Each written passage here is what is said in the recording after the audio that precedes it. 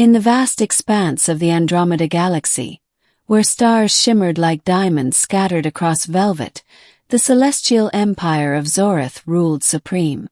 Its dominion stretched across 1,000 star systems, its fleets unmatched, its technology unparalleled.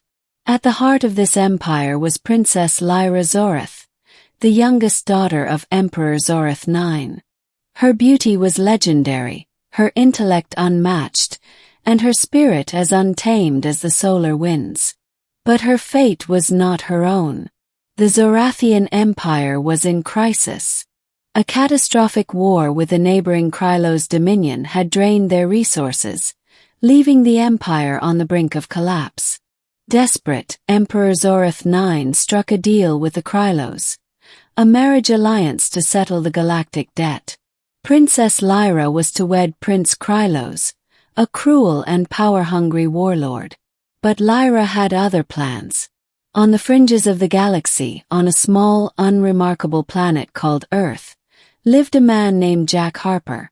Jack was a mechanic, eking out a living in the ruins of a post-war city. His life was simple, his dreams modest. He had no idea that his fate was about to collide with the stars.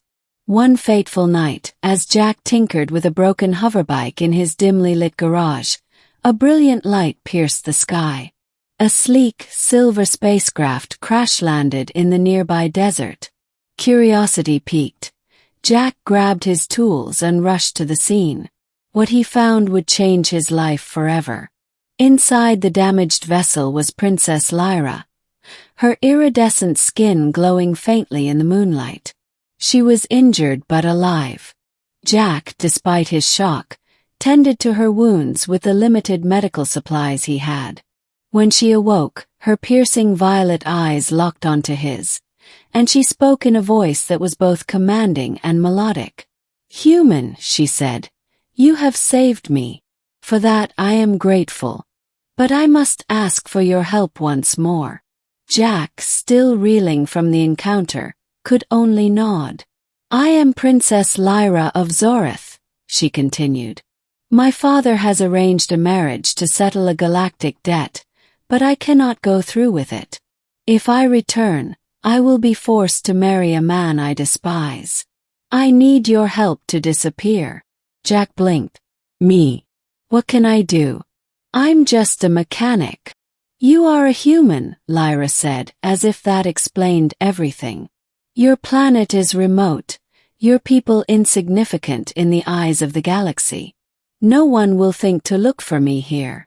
And so, Jack found himself harboring an alien princess in his tiny apartment. As days turned into weeks, the two grew closer. Lyra was fascinated by Earth's simplicity, its resilience, and its people. Jack, in turn, was captivated by Lyra's intelligence, her strength, and her determination to forge her own path.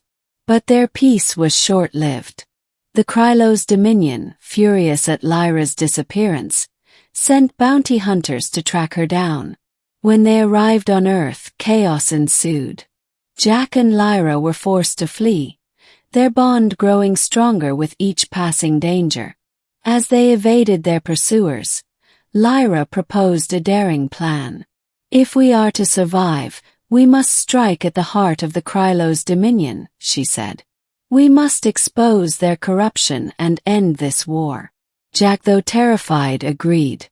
Together, they infiltrated a Krylos stronghold, using Lyra's knowledge of their technology and Jack's ingenuity to bypass security systems. They uncovered evidence of the Krylos' illegal weapons trade, a secret that could turn the tide of the war. With the evidence in hand, Lyra transmitted it to the Galactic Council, a neutral body that governed intergalactic affairs. The Council was outraged. The Krylos dominion was sanctioned, its leaders arrested, and the war came to an abrupt end. In the aftermath, Lyra returned to Zorath, not as a pawn in a political game, but as a hero. Her father, realizing the error of his ways, relinquished his throne to her. Under Lyra's rule, the Zorathian Empire flourished, forging alliances based on mutual respect rather than coercion. As for Jack, he thought his story was over. He returned to Earth, back to his humble life. But Lyra had other plans. One day, a spacecraft landed in his backyard. Out stepped Lyra, now Empress of Zorath, her eyes shining with determination. "Jack Harper," she said, "you once asked what you could do. You showed me that even the smallest of beings can change the course of the galaxy. Cannot rule alone. Will you stand by my side, not as a subject, but as an equal?" Jack, overwhelmed but resolute, took her hand. Together they returned to Zorath, where Jack became the first human to hold a seat on the Galactic Council. Their union symbolized a new era of peace and cooperation, proving that even the most unlikely of alliances can shape the destiny of the stars. Epilogue. Years later, as Jack and Lyra stood on the balcony of the Zorathian palace, watching the twin suns set over the capital city, Jack reflected on their journey. From a poor mechanic on a forgotten planet to the consort of an empress, his life had been anything but ordinary. "Did you ever imagine this?" Lyra asked, her voice soft. Jack smiled.